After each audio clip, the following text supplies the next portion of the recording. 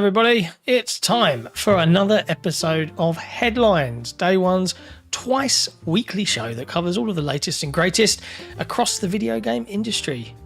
Today's date is March 5th, 2026. I'm your host, Jon, and joining me, as always, in the production hot seat is the lovely Jesse. I've only missed a few seconds for the recording on Patreon. So normally some patrons complain about that. I know they do, but I mean, it's in the death throes of doing it this way, so I keep forgetting. The order of operations used to be we're on going live. When we're going to start, I start the intro, then I hit record. But now that we're skipping going live on YouTube, I keep forgetting. We're only human. But it is really lovely to be back once again on a Thursday to talk about all the latest. And there's a lot going on. There's a lot going on. There's a lot of discussion this week, and I imagine the leading report is going to take up a lot of the discussion today. But before we get into all of that, there are plenty of lovely new pieces of content available on Playday.one, including a lovely review from you for WWE 2K26 that went live early this morning. Yeah. I kind of forgot. I'm glad that I've gotten into the habit of setting everything scheduled, including like even tweets, because this one was early. I think it was like... Yeah, I went to go do the tweet, and then when I refreshed the page, I was like, 11 minutes ago, the tweet had already gone out. I was like... Yeah, you can just schedule them. It's easy. I don't trust the system. I do not trust it, which is why I never do. It's one of the few things on Twitter that works. But yeah, WWE nice. 2K26, which I played. I mean, I played 6 hours at a preview event and then played like another 10 to 15 for the review. It's the best they've made. It's extremely like 2K23 and 24 and 25, but like those, it just keeps getting a little better and a little more. The main thing here is it is unbelievably full of content, like over 400 characters. Wow. Every old arena and pay-per-view event you could ever think of, every manager, every match type, even ridiculous ones like the Inferno one, which was there earlier, where you got to do enough damage to people that the whole thing goes on fire, and then you got to toss someone into it and set them on fire to win. Like they've embraced the mix of this is scripted, but it is still an incredibly difficult thing to do physically. So it has to be done a certain way to try and not hurt each other too much. So it looks real while going for being a fighting game. And because of that, unlike most fighting games, you are just stunned and unable to move a lot, because that is wrestling, where someone gets punched and they're like, oh, as they're waiting to set up the next thing. So you got to be ready for that. It is going to look and feel like a wrestling TV show at the cost of always being in control like you might be in most fighting games. But it's good. Yeah. And it's unbelievably good looking. All this footage really is Series pretty. X. Yeah. Also, my lady there is like 12 feet tall in the create a wrestler thing. So why not? Just create a veritable giant. Yeah, it seems to be a pretty accomplished game, and it is. I can see already lots of people have approved of it and given it pretty high scores across the board. The highest it's been in a while. I think it's around 85 on OpenCritic right now. It's also, if you want the full bells and whistles Monday Night War edition that they gave us, it's $150, not $120 like it used to be. But they still have a $120 edition, I'm sure. But that's too much money. It's a lot of money, but you don't need that. The $70 edition gets you more than you can play in a year. So it's for the dedicated. It's for the biggest Rhea Ripley fans out there, like me. Fair enough. I haven't watched wrestling in decades, but I've reviewed them all lately, so why not? And you've been to the HQ, which is always fun. So yeah, that's available if you want to go give that a read, give that a watch, like the video, all of that fun stuff. Go check it out. Jon, you also had one. I did, and I was really pleased, as well as doing the review for Planet of Lana 2, which I've had in hand since before DICE, which was back at the beginning of February. So I think I've literally had that game for a month, and I completed it on my flight to and from DICE, and then when I got home, I replayed it again on bigger screens to kind of capture footage and all of that jazz. But pleasingly, the two leads at Wishfully, so Klaus Eriksson and Adam Stunflas, I can't remember how to pronounce his surname. It's a complicated name. It's got J's and umlauts and all sorts of stuff in it. Adam and Klaus, they pinged me and was like, hey, we did the pod last time, or Klaus did the pod last time for Planet of Lana. Do you want to have a chat? So the day before the review went live, they very kindly jumped on for an episode of 1v1 or 1v2 with me as well. So it was dangerous to call that 1v1 since it so often has had multiple people. I feel like a lot of times developers like to bring in more than one person just for backup in case we're like mean journalists. Well, because the questions also can go in various areas where they might not have covered and they don't want to speak for other people too often. Yeah. But it's fine. I mean, it's most of the time it's 1v1. Speaking of this, I got to remember I need to upgrade a certain red Sandy game. Yeah, you do that. That may or may not run on this. You'll have to wait to find out. Oh. But Planet Lana 2 is out today on Game Pass and on every platform you can shake a stick at, including last gen. And it is, if you're a big fan of the original Planet of Lana, a fantastic game across the board. For me, doesn't quite match the epic highs of that first title. It doesn't have as good of a scene as that chase scene in the... that desert chase scene, man. It's the music as well that elevates that. The soundtrack is equally fantastic. Yeah, what I heard was really good. But the plot is broader.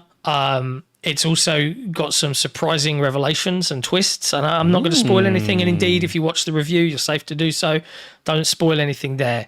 They do make some narrative choices that might be a bit divisive, and I'm super curious to see and hear how people feel. And if you're interested in that, the second half of the developer interview does delve into spoiler territory. Oh my goodness. I came away from it really impressed by what this small team has built. I think it's just lovely. Go and play it. It's great. It's longer than the first one. I think the first one you can complete in like 2.5-3 hours if you're pretty savvy. But this one, I mean, the first time I completed it, I was around 6 hours or so. And I've done it again much faster. But yes, it's really good. Great get for Game Pass as well for Microsoft, who obviously supported the team with the first game. And I can't wait to see more from Wishfully. Like, I really love this world that they've built, including I'd love to see a Planet of Lana movie. Like, I think it would be one of those things. Do you remember, and this is a conversation we had in the interview, do you remember Flow, that animation with the cat? Oh, yeah, I saw parts. I never saw the whole thing, but I've seen parts of it, yeah. Absolutely beautiful piece of animation, right? Really, really good movie. And what's unique about it is that there's no spoken language. And in the Planet of Lana's world, the language that they use in the games is entirely made up. And that's beneficial from a development point of view because they don't have to have voice actors translate all of the vocalization. It's the same across the board. But it's a testament to that team that you can watch it and almost understand what they're saying just through animation and tone. But equally, like, how cool that would be as a movie if they really were creatively brave to make something very similar and tell that first story from the first game. I want to see it.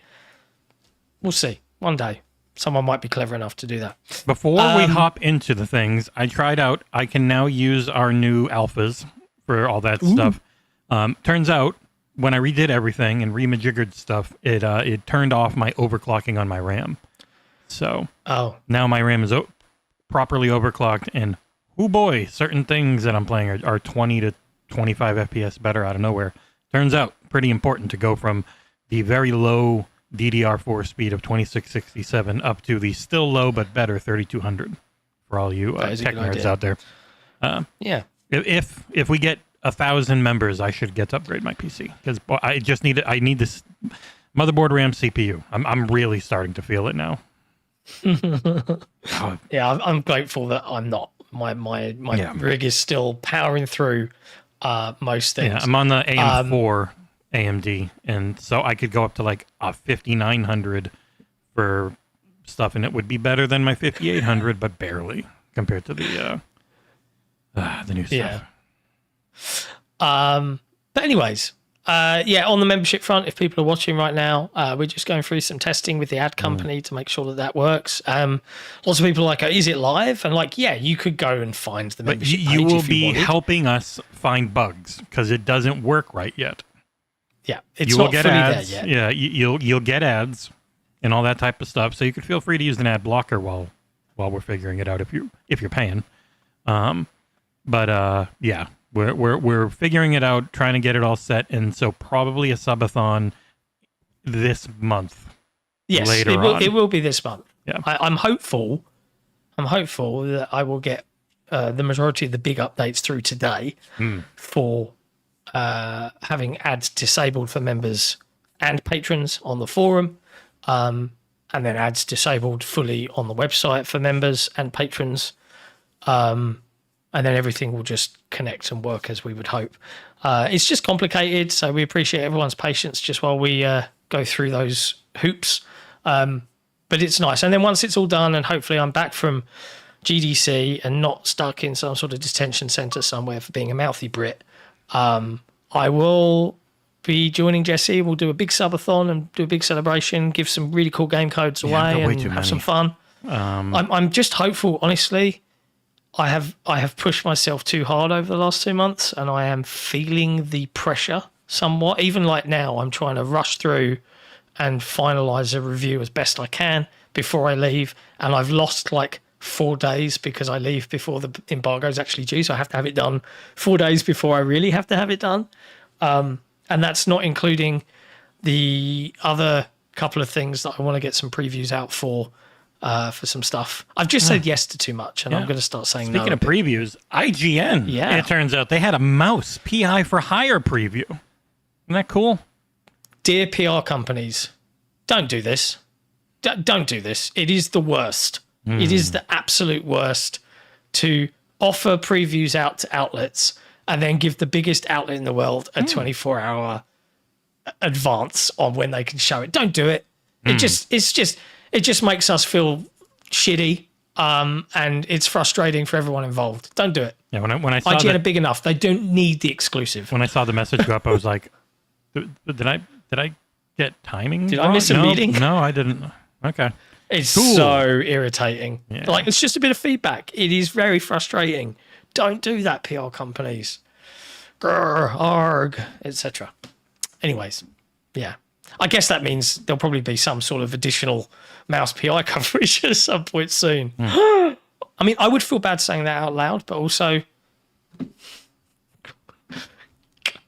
come on. There were a bunch of Crimson Desert previews. Yes, as well. Yes. We didn't. It was that was a whole LA event. Obviously, I'm allowed to say I have the game. Reviews are out on the 18th. I'm like 16 hours in, though there was a whole thing where you had to restart a little bit and lost some progress. But it's nothing you will ever have to worry about for when the game comes out. It's just a review thing. Those previews were interesting. The big question for a lot of people is, can it really be this? And the answer is, yeah, kinda. We barely got to scratch the surface. We played the first 4 hours, and then they threw us into some late game dragon riding sections where you have a dragon mount you can fly around the insanely large map on, and the moves you can do are ridiculous. So keep an eye out for more on that, but there are previews if you're curious why this fully confirmed Xbox Play Anywhere game, Crimson Desert, can live up to some of its hype or not. I'm intrigued. I am intrigued. It's always fun when you hear about a game that tries to do, and I saw people in the Discord saying, jack of all trades, master of none. But again, as I mentioned in the Discord, a little bit of information here. The full phrase is jack of all trades, master of none, but oftentimes better than a master of one, right? That's the full phrase, which actually means the opposite of what, jack of all trades kind of means. So maybe Crimson Desert is that game to pull it off. We'll find out whenever that embargo breaks, and Jesse can share his March thoughts. 18th at 10 a.m. We're allowed to say. It's on the 18th at... I didn't know. I was queuing you up. I can't remember the exact time in this friggin' Our website's very broken if I look at it compressed for... Not our website, but WordPress. So there, I got to move it out. It will be on... Nope, can't say that one. It's a different game. 6 p.m. Eastern U.S. because it's a Korean dev, so it's early morning for them. 6 p.m. Eastern time, which Before we get into the news, daylight savings is back, so that's -4 from you in the UK. It's an annoying. I won't think about daylight savings after next week, so it's whatever. Yeah, but you have to, because if you get a U.S. embargo, you have to put the U.S. embargo. You can't put it. You can't do your 5 to UK shit. You got to do your 4 to UK shit. It's really annoying for 3 weeks on WordPress. I've not messed it up in the last 7 years. It'll be fine. It'll be fine. The news. Before we get into the news, NoonRS for Vida says, "Are you guys going to talk about GameStop possibly buying eBay rumors that are going around?" Hadn't heard. I've not heard them. What? Also, how would GameStop have the money to do that? Yeah, like I don't picture GameStop like being able to afford such a thing. Feel free to fill me in on that. That's new news to me. But let's talk about the actual news. In the news. That's right. Jason Schreier, after dropping a little hint, a little rumor mill a couple of days back, has now reported via Bloomberg that Sony is pulling back from PC games for their PlayStation first-party releases. I know I wrote it up the way, and I looked at it and I was like, it's a select handful of games, because all their live service stuff still goes there, except for MLB The Show, which oddly enough doesn't go there, but it's mostly probably because baseball doesn't know that it should. It's interesting.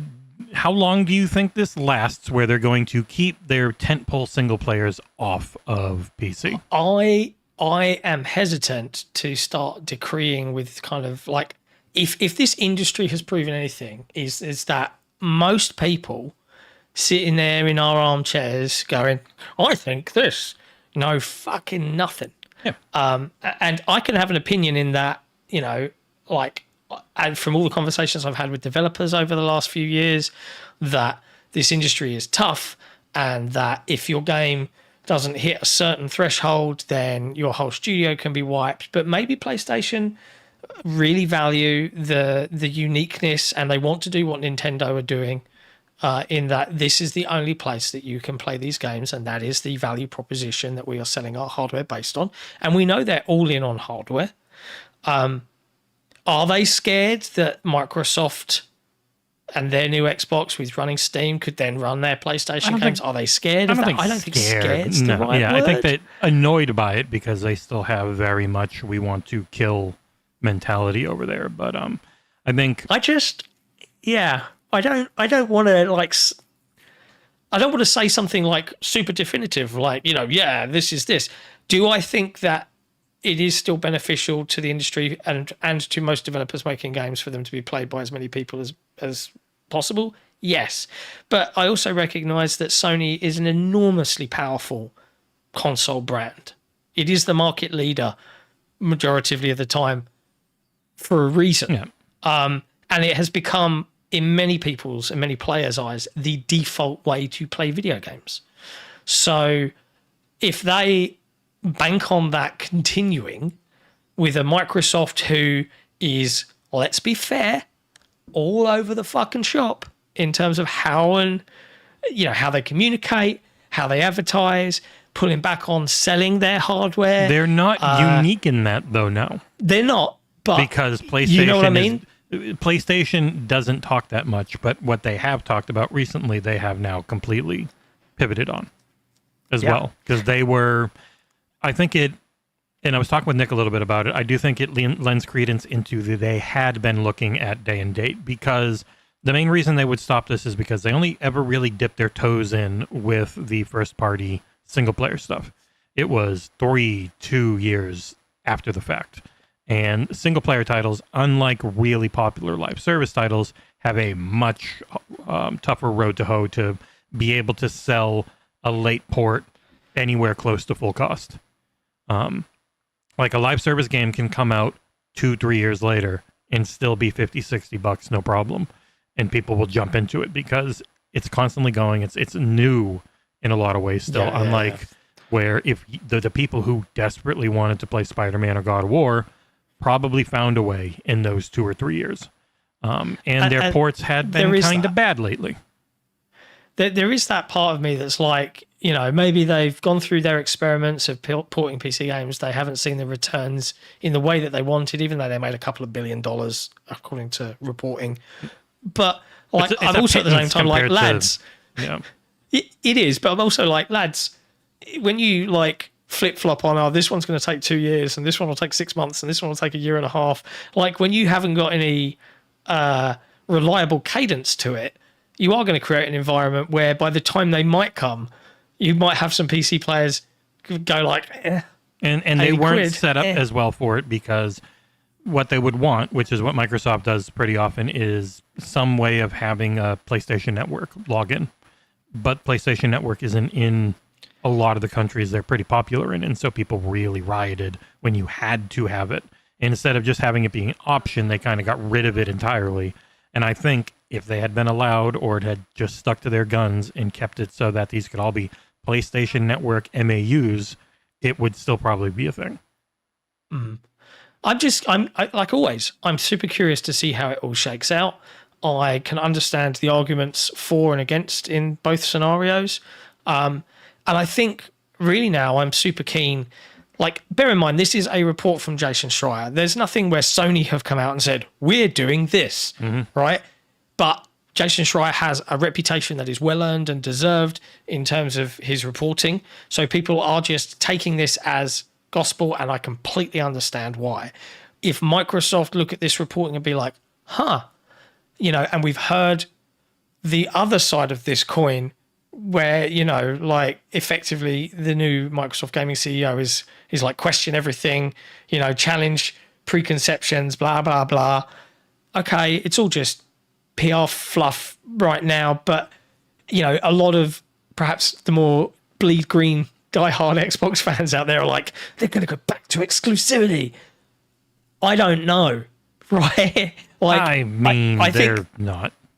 They're not going to go back to exclusivity. It doesn't make any sense for them. Okay, they might not go back, but what if they go back to console only for a year, and then everything gets ported? Or no, it will always be PC. do PC it will always and console. be PC day and date. That's the entire next gen is PC day. I don't disagree. I'm just saying that if we're taking some of these kind of vagary hints and trying to perhaps, I think nothing she says means anything. I know, and there's going to be a lot of those true bleed green fans that are going to assign their own beliefs to the words used to come up with the result that they want.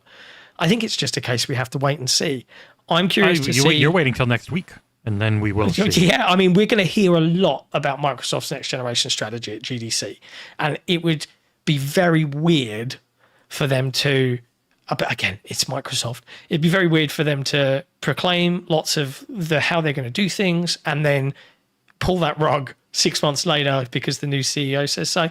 Again, we just don't know.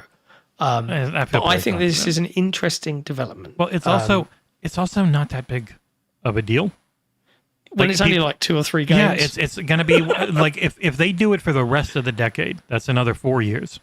How many games is that? Maybe at 6? 6 to 8. But are they going to have 6 to 8 giant single player games that are their studios games? Because if it's third party, like Neo 3 and all the different things they're publishing, those are still going to be a PC. Kenna 2 is going to be on PC. And anything they have, like Fair Games and Marathon and all that, is definitely going to be at least on PC, if not also Xbox with Marathon. Like, anything live service is still going to be day and date. It's just a small handful of single player things like Intergalactic, Cory Barlog's next game, Saros, which I think it actually really hurts Saros because Returnal didn't do killer and then did pretty well on PC. I think it hurts Ghost of Yotei. Thankfully, that one has done very well on PS5. But Ghost of Tsushima was like one of their best, if not their best, PC ports, performance-wise. So, but now Ghost of Yotei isn't happening, according to Jason Schreier. Or it's not happening anytime soon, because he also, at the end of the article, said plans can change. Yeah. But people don't ascribe pivoting and plans can change on PlayStation that much, because even though they do it, they are more classically successful. They get the big numbers on everything, even if their main focus still, just like Microsoft, and it has been for 3 years now, is upping their margins. That is what they want. They made 115 or 120 million, and they kept like 10 billion. I mean, sorry. Like when your margins are like 7 to 10% this late in the generation, that's That's why everyone's pissed. If it was just about making more than you spend, cool. But it's making more than you made last year at a better margin. I want to have I look forward to, at some point, maybe at the Summer Games Fest, having an opportunity to sit down and have a frank conversation with the new CEO, if it's at all possible. Because I feel like I want to be a little bit more blunt, delicately and charming in a British way, but blunt with some of my questions. I want to call this one out in the chat. 07 Taylor JW91. Being a fan of exclusives doesn't make you a true bleed green fan, IMO. Just as much as being against exclusives doesn't make you not a true Xbox fan. I'm not saying either way. What I'm saying is there's a contingent who, want Xbox to dominate again and destroy PlayStation and believe that exclusives are going to be the way to do that. And they will ascribe meaning to vague PR fluff to facilitate strengthening their own belief. And that's all I'm saying. I'm not saying you're wrong or right. It's just video games. I don't care. Well, and people also ignore the fact that it's not like a lot of people are championing something that is worse for them as a consumer. There's no tangible benefit to us from PlayStation doing exclusives on their stuff and not having it on PC. If you got a better PC, there's from having them maybe move back to doing more exclusive third-party deals where they just pay to keep it off of stuff. Like, that's never good for us. Whether if you're on that platform, it's not good for you. The game was coming there anyways. Like, there is no people champion things that are not a positive for them because it makes them feel like they are winning, even though they're just choosing to give their money to a billion-dollar company that doesn't care about them. Like, you're the consumer. You should be asking for more things for you, not asking to give up things so that they can make more money. Like, what you should not care about them making more money. The weird thing for me in all of this is there's this, considering how open Microsoft are being in terms of releasing their games, to still see Sony pay effectively to still, even now, keep games away is just bizarre. And if I were Microsoft leadership, I would be like, I get that this is beneficial for our developers and for the life and breadth of our games in terms of reaching as many people as humanly possible, but also that's kind of bullshit. Because you've still got a competitor that is taking 30% from you and then still using it to kind of keep you fucked over. There's so much nuance to it and so much detail that we'll never know. It's just funny to me seeing the console warringness come back out now. The exclusives are back. It never went away. It moved to platforms, and then the moment they got a sniff of it with Asher, they came back, and then Sony saying we're not going to port 5 games, or Sony being intimated that they might not port 5 or 6 games. It's back in full force. Yeah, you need exclusives to sell a console. It's like none of the other realities around the gaming industry have changed. Not one.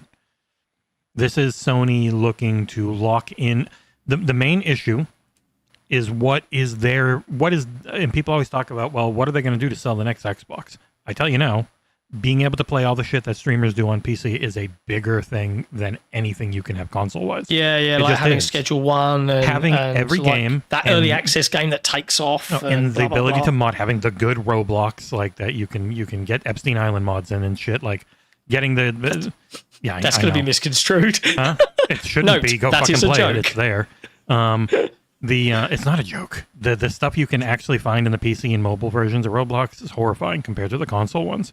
That's why kids never want to play the console ones. I know, but you said the good stuff. That's the joke. Oh, it's you go there and do a battle royale and stuff is one that they had. Yeah, I've seen. My son was playing a War of the Worlds Roblox mod where you've got a tripod running around. He's like, look at this. Yeah, the graphics are so cool. And I'm like, the graphics are so 2002. Yeah, it's just the actual things. What's going to sell the next generation is not the old console model. Sony is looking, if they're going to have a weaker box because they're also having a handheld and they can keep their costs down that way. So maybe it's only $800 instead of $1,000 with component shortages, because I don't think people understand how bad component pricing is, where even when Samsung, the rumors are Samsung told Apple, we're charging you double for RAM, to start the negotiation, and instead of trying to get them down, Apple went, okay, we're in.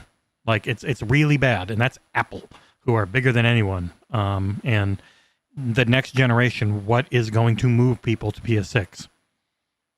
Like, what are they going to do? If it's just a better PS5, like, how do you keep getting people to move? And so trying to get back, well, this is the only place for Wolverine and Saros still, and stuff like that, is a selling point for some people. But the biggest thing will be GTA 6, but by that point, it'll be on PC. So I don't know. It's tough. Everything's shit, but people only like calling it shit for one, when it's like no one in all of electronics knows what they're going to do outside of the very select handful of companies that are buying everything. And Microsoft is one of them. Microsoft is the evil bad guy that's going to have all the parts. So it will be very interesting to see what that ends up meaning. Interesting times. But yeah, if you want to go read Schreier's report, it's available on Bloomberg. I would paste the link, but the access token is if you find his Blue Sky post, he has the link in there. And I always do the Blue Sky post because those... Yeah. Unless you go to the Canadian Bloomberg site, and then I think everything's free. Go figure. But yeah, there's one line in there that a lot of outlets are just going to run with, which is, for decades, Sony's tactic for selling PlayStations was to keep tentpole franchises exclusive to its own consoles. In 2020, it pivoted and began bringing games to PC via Steam. Since then, the company has put most of its biggest franchises on PC, like God of War and The Last of Us. But the strategy has been muddled and confused many players. Most PC releases arrived months or years after the games came to PlayStation. The cadence was never consistent and the announcements haphazard. The company also upset PC players by asking them to create PlayStation Network accounts to access many of the games. Now, Sony is looking to take a more straightforward approach, go back to console exclusives. Sony's two rivals in the console space have taken different paths. Nintendo Co. has released almost all of its games solely on its own Switch hardware, while Microsoft Corp has turned into a multi-platform publisher, releasing everything on PC and many games on PlayStation. Another factor behind Sony's pivot may be Microsoft's next Xbox, which is rumoured to use Windows and be capable of playing PC games. Some executives at PlayStation may not be thrilled at the prospect of one of the company's flagship games like God of War running on the next Xbox console. May. It used the may, which makes you think it's It's conjecture. Yeah. Yeah, it's conjecture. It's the words of conjecture, but every once in a while, the words of conjecture can also be, I'm unlightly intimating at something I've heard. You never know. Oh, you know what? Cool. You know what I didn't put in there? But Jason Schreier as an actual legitimate insider. I didn't even put it in there, but Activision went after a not so legitimate insider, the Ghost of Hope. Slasher Rod, whatever his name is, said that lawyers showed up at the Ghost of Hope's door and said, "Hey, cut the shit.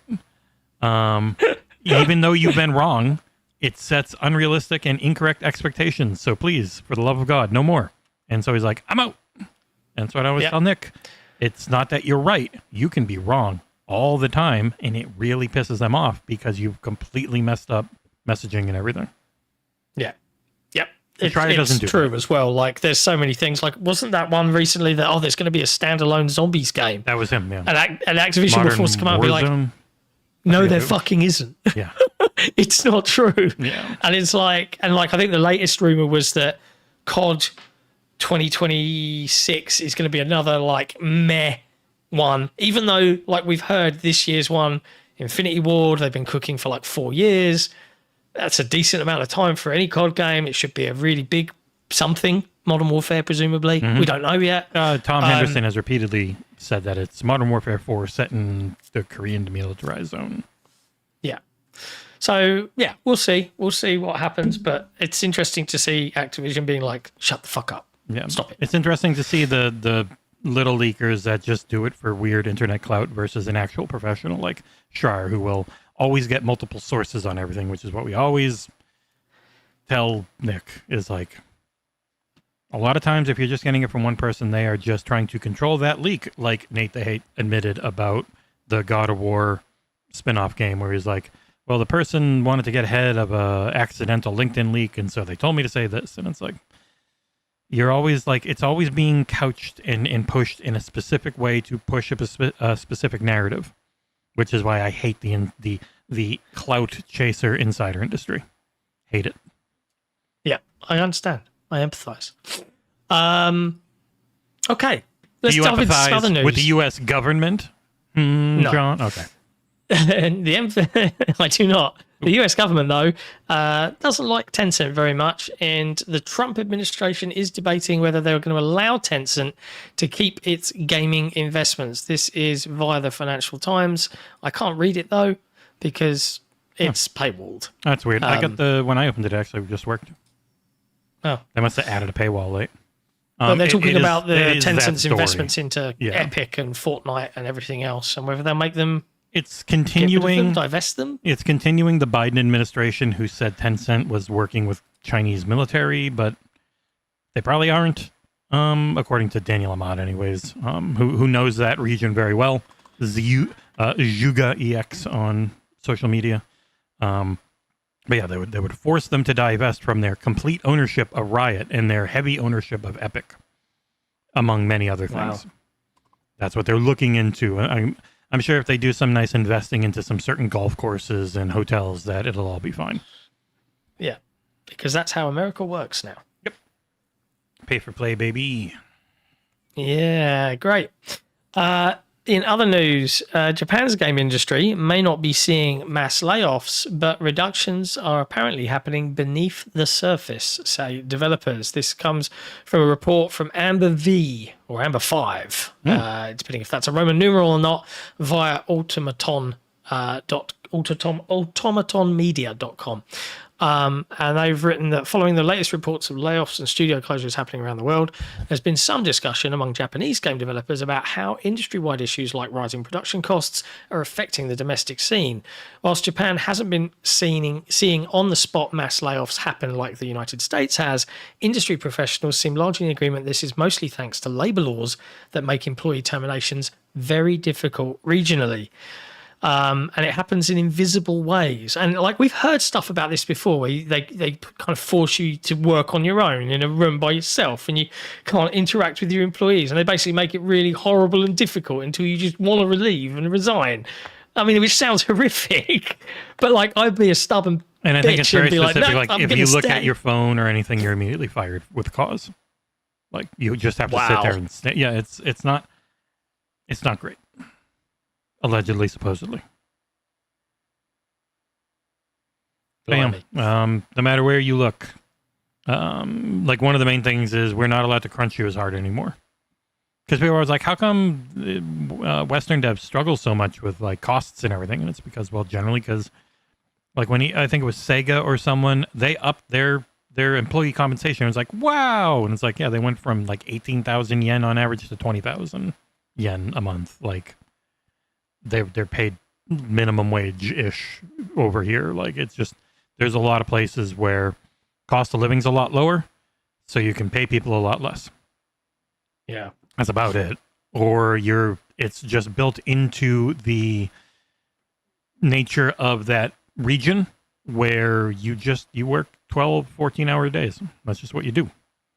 It's been that way for thousands of years. Like, it's I think as well, and I will probably get into trouble for saying this, but there is an aspect of game development that, you know, I understand the difference between a crunch, a massive, well-supported organization that's owned by Microsoft or Sony or Epic, right? And how that shouldn't be kind of encouraged. And I don't agree with it at all. Like mandatory, fuck you, stay an extra 10 hours every day this week. For months. Kind of nonsense. Like when it becomes a culture and it's not a sprint at the end.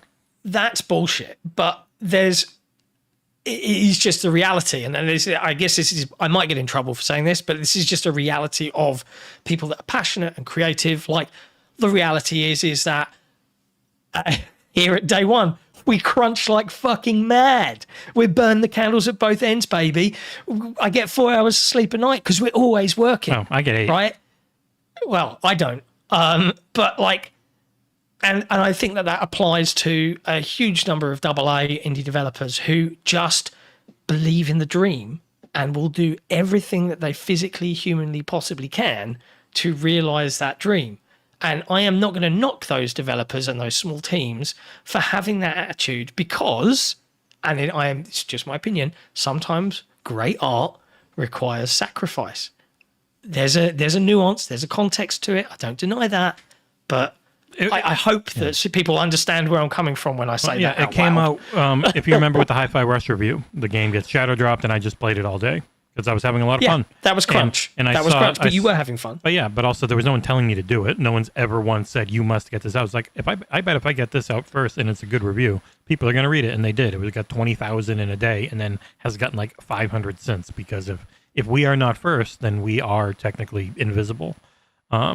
And I remember like the Nextlander guys were like, I hope it wasn't forced to do that. And I was like, I mean, I am my own boss. I wanted to do that. I was just having fun. It was like, oh, it's 2 a.m. I'm almost done. I'm going to keep going. And it took another 3 hours to finish it and get the review done. But that is, and yesterday playing a game for review, I was up at start around 9 a.m. and I didn't finish and go to bed until 11 p.m. because I was having fun. I like doing reviews. That is fun for me, unless the game's horribly bad in some way, in which case then it is very difficult, which is why we probably trend a little higher, because it's not a paid thing for everyone. It is volunteer. So when a game's truly awful, generally I'm like, if you really hate it, you don't have to review it. It's fine. Yeah, we ain't gonna force that shit. I know some outlets that make their writers only do stuff, or perhaps heartily suggest that their review team only do that out of hours, like as for fun. And it's like, I get it, because really reviews don't make money. Mm-hmm. You know, like not really.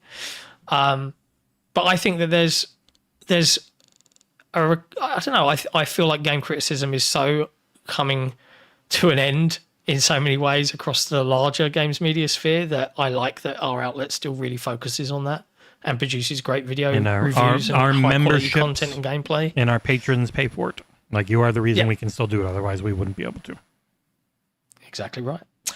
We're not going to do an ad break today because it's far too late, so don't worry about it. Next up in news, Tim Sweeney thinks Google are A-OK now and will no longer criticize they're doing them it. ever. They did everything that he wanted. So yeah, Android has announced that they're updating the ecosystem to allow for 3 big things. The first is expanded billing choice on Google Play for users and developers. That's the biggest one. Mobile developers will have the option to use their own billing systems in their app alongside Google Play, or they can guide users outside of their app to their own websites for purchases. That's cool. You will be able to have your own store, like outside of the Google Play Store, that you can install with an Android app in an open ecosystem way, which I think is also cool. And they're going to lower the fees and pricing and stuff to support developers. 20% from 30. Yeah. It's really good. Yeah, across the board. It's all really good. It is the thing that would allow that Xbox store to exist now, just in time for Sarah to be gone. Because that was her. She was really pushing that, and then it just never happened because laws and delays on challenges to rulings. But yeah, if this happens on Apple at some point, because now if it's a thing on Android, and in the EU they can really push and try and get Apple to do it. It is the start of getting walled garden storefronts gone, which is what Microsoft wants more than anything, to get their store everywhere. Interesting though as well, like, because this benefits them, but it also makes Android even more attractive as a operating system. And like we've seen the rise of Chromebooks and things like that. How long until we see an Android PC, like a full fat PC running Android? How long? Before the component crisis, maybe it was more likely. I don't know. I don't even know. Maybe it's already a thing. I just haven't been paying attention. I mean, it probably could be. It's just some form of Linux, right? Apple finally went cheap with their Neo line and stuff. They look all right. They're really bad on the internal storage and RAM, but we know why. They've always been bad with it and the component crisis. So, but yeah, this is the type of thing where if it keeps going, who knows how long from now, but at some point, if those walled gardens all come down, that kills console wars. They don't exist anymore if you're not allowed to have your walled garden ecosystem. It would be very interesting. It'd be theoretically great for us, but it would completely upend the entire industry in a way that you don't actually know. It could be horrible. Yeah. Because where's the incentive to really push hardware like that? The only incentive would be to do the Microsoft thing of having the OEMs and all that, like having your own box. If your box has to have everyone else's store on it, what is the point of subsidizing it? Yeah. Having a fun DM?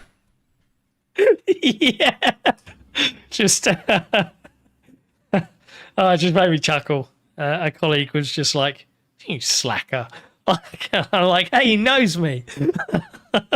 As we sit here talking about crunch and how like I've not been sleeping very much, and like I was going to refilter my camera today because I don't know if people can see, and anyone that suffers from a skin condition like psoriasis or eczema, you know, you have my sympathy because I get it too, and I've had a really bad flare up where I've just been so stressed out. That's why you were zombie-ish on the last podcast. Yeah, it was horrible. I was playing around with my camera, and I was like, oh, I'll have this grayed out filter to hide the red because it makes you feel really self-conscious. And I did that on Saturday because my eczema was pretty bad.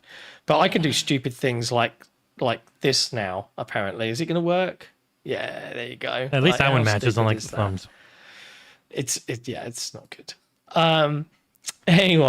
Anyway, last few news stories. We're going to fly through them fast. Resident Evil Requiem is a good game, and rightfully so, has already sold 5 million plus copies. There's no platform split, although we saw some numbers out of the UK that made everyone go, Xbox is dead. It was physical, as right? per fucking usual. Yeah, just physical. They're 95% friggin' digital at this point. So good for Capcom and well deserved. And Capcom has said in the past their split is generally over 50% PC, is what they're at as a company, as a publisher now. They're over 50% on PC. So yeah, I wouldn't be shocked if it was the same here, especially with the whole. I mean, there's like friggin' 500 people that can actually use it, but having the path tracing thing, it's a really good PC port. Like it runs unbelievably well on my 7900. XTX, not great at ray tracing. I can put everything max 4K, including not path tracing, but high ray tracing, and get 100 FPS locked. Like, it's very well made for being as unbelievably gorgeous as it is, and an awesome game. Yeah. Already seeing some sexy Leon mods appearing on the store. It's mostly Grace, boob and butts, because Grace has a Lady Dimitrescu outfit, which gives her Lady Dimitrescu's body, and people just took that curvy body type and put it on the regular model. So it's just like rush, bop. Like it's just enormous TNA. Great. In other news, via gamesindustry.biz and Alex Forbes Calvin writing here, Good Games Group has bought the Humble and Firestoke back catalogues, and now they've newly renamed as Balor Games, investing in Triple I. So what's that? Big independent games. But yeah, Good Games Group has acquired the entire Humble Games back catalogue, 50 titles, including Slay the Spire, Hat in Time, Forager, in addition to the back catalogue of PC and console publisher Firestoke, which closed last year, and the publishing rights to Fights in Tight Spaces. That's on top of signing new projects such as co-op horror tactical shooter SCP-5K from Affray Interactive. Another group for you to reach out to, John. I already have spoken to the Good Games Group and the lovely Mark Nash. But to my knowledge, they're the kind of business that want to see an in progress build before they start like making decisions. Fine, and stuff. I'll get back on Unity and Unreal, and I'll learn how to use them. Yeah. We'll just code that shit up. Give me a couple of minutes. I'll make vibe something it quick. The weird thing is, if you'll allow me, and I don't care if we run a little bit long today. The weird thing is about the console wars card game, video game that we want to make is like, and I find this hard to describe to anyone, but in my head, I can see it. Like, and it's really, really hard. Like, forget like a really simple 2D thing that's just on your TV screen. Like I picture it as kind of like this isometric thing, and you can spin the table and look at different people's cards, because obviously that's a key part of gameplay. But I want the table to feel really physical and every card to be like a physical item, so that if I play a move that lets me steal a card from an opponent and I select a target, like a video game parody character will pop out of my deck of cards, like a ninja, for example, and he'll run over to the target player, steal the physical card from their table, and run it back to my deck and place it into my portfolio. And I want that kind of really vivid feel to like really make the board feel alive and not really static and boring. And that's going to require and you know, the development partner that we have is super passionate and I think can nail that kind of look. But it's just finding a publisher that believes in that dream and wants to see that become a reality on the screen. And if we can find those people, I've got some good meetings lined up for GDC. I think it's doable. And I really hope that one day, soon, I get to show people this. You know, maybe we'll get the finale slot on the Game Awards. And then we'll be set. We'll be set for life, right? Because that's great. Speaking of games that got the finale slot on the Game Awards, Highuard from Wildlight Entertainment is shutting down forever on March the 12th, even though they just squeezed out one last patch. You can play that patch for a week. Yes, and then that's it, which is crazy. I really feel for those guys. It's brutal, absolutely brutal. But this games industry is tough, and I think some mistakes were made. I saw a thread from Danny O'Dwyer where he's talked to a lot of people who had huge hits, and then it's really hard to stay on top in any industry. And a lot of times when you've hit hard, and you think your ideas are good and you know what people want, but it's really hard to keep up with the actual trends in the industry. Like, it's really hard to have an idea of what is or isn't going to hit. And I think we all, the moment we saw what this was, we were like, I don't see where the audience for this is. It can be amazing, but I thought the game was good. Yeah, it's a good video game. Play all the time good. It's a good video game that needed to be smaller in scope from a smaller budget. That's the only way these things, and then have its time to actually survive. Like, if in the industry right now, if you are reliant on a publisher like Tencent to give you money, chances are that's not going to happen for very long if the game's not immediately completely successful. Like, it's really it is really hard to keep getting money for anything unless your game just takes off like a rocket, or if you build a rocket like a boy and then you constantly complain that everyone but you is the reason why your game failed because they had another layoff and another rant about espionage. And it's like, no, it's just your game wasn't good, man. It was a bad game that ran horribly because you overscoped and it was a buggy mess. And even if it wasn't a buggy mess, it wasn't great. It was And also it wasn't what you were originally promising with the whole everything, everywhere concept and all that. It was a tenth of that. Yeah. And this is interesting. I'm going to stick this one in here because just referencing what I was talking about, Jackbox Games, who are very famous for their party games that utilize any smart device to play cooperatively and against each other around the TV. Does it sound like anything that we want to make? Have just announced that they are publishing games, and their first title that they're publishing as a publisher is My Arms Are Longer Now, which is a single-player heist game from Toot Games out of Australia, coming to PC, followed by consoles in 2027. Toot. It looks very silly. Great. So maybe I should reach out to Jackbox and be like, hey, guys, I've got a party game for you. Shave your want to publish it? Shave your head off to look like the Jackbox guy, though. Yeah, I'll go up in a box. This looks like This looks like a U game. It does look like a U game. You said me game. You say me game. I say you. It looks like a U game, John. Yeah. Okay, it is a me game. Yeah. It is a me game. Yeah, I'm intrigued by this. I love the art style of this as well. This looks It's really very that quirky. the little 2-hour-long Mapberry game you did. It kind of looks like that. Yeah. Thank goodness you're here. Yeah. Oh, speaking of Cool. speaking of me games that you're going to try and steal but fail. I'm totally going to steal it. You can't though. Especially It's now it's- literally I'm the one who will get the code and I will do what I want with it. That's not true. That's not true. It is true. I'm the contact. I think for once, people want to see John's take on a massive open world. What are our views on a little game called? Why are you doing this? I can't even remember the name of it. See, that's like that's what I mean.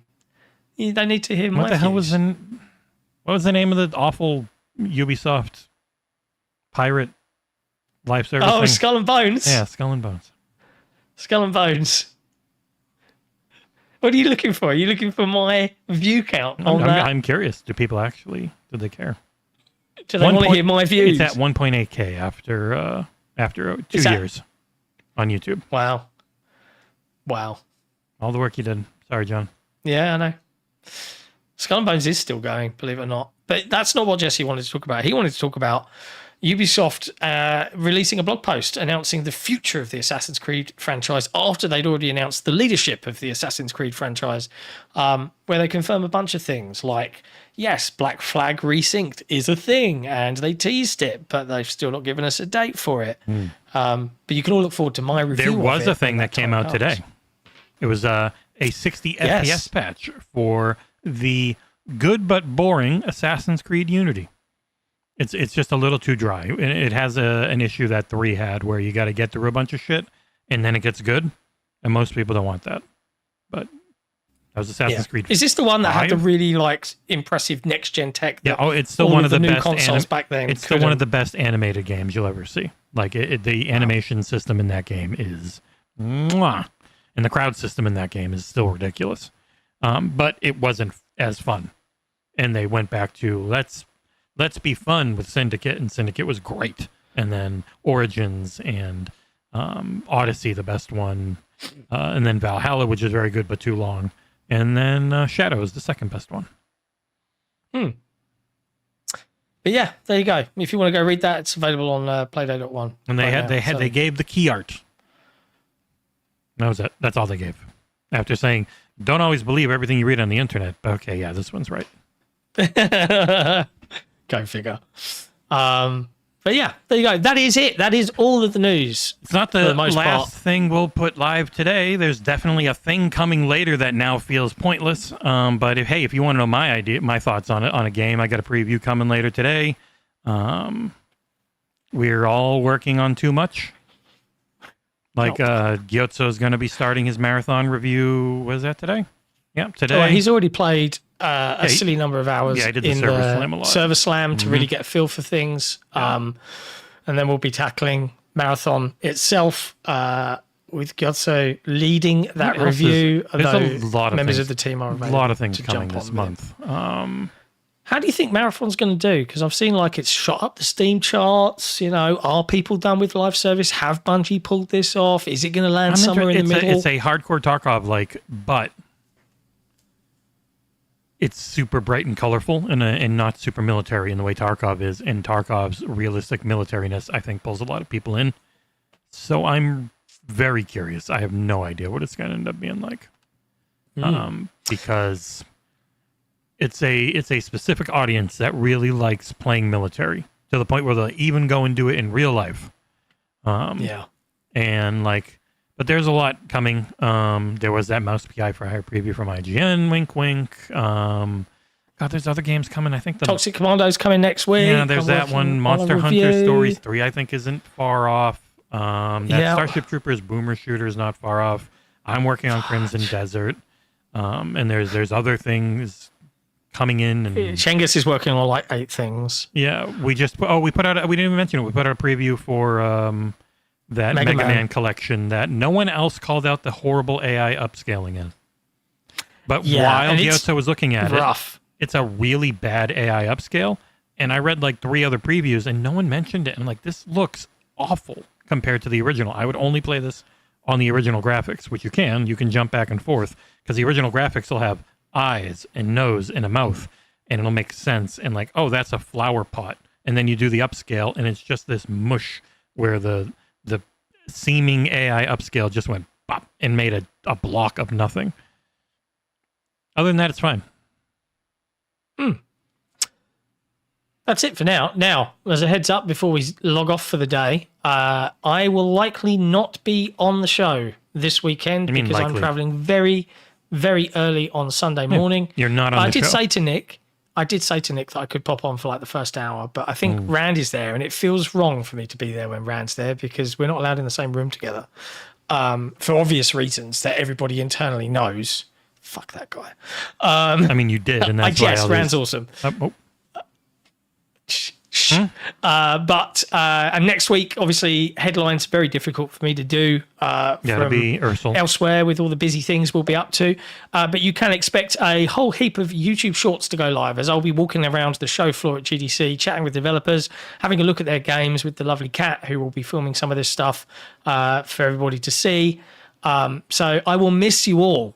But I look forward to bringing you some content and some reporting from GDC versus all the talks, what Microsoft's plans are for their whole Xbox PC future, and catching up and trying to find out some info for everyone and bringing you the latest and greatest. But in the meantime, you'll be looked after by Nick, Jesse, and Rand on Saturday, along with Jesse and Ursel for headlines all of next week. And I'll see you guys on the next podcast show after next week. So until then, be good to each other. Just remember, it's just video games. There's a ton of really cool stuff coming out. And just have fun. It's not that serious. Don't worry about it. Catch you next time. Ciao for now.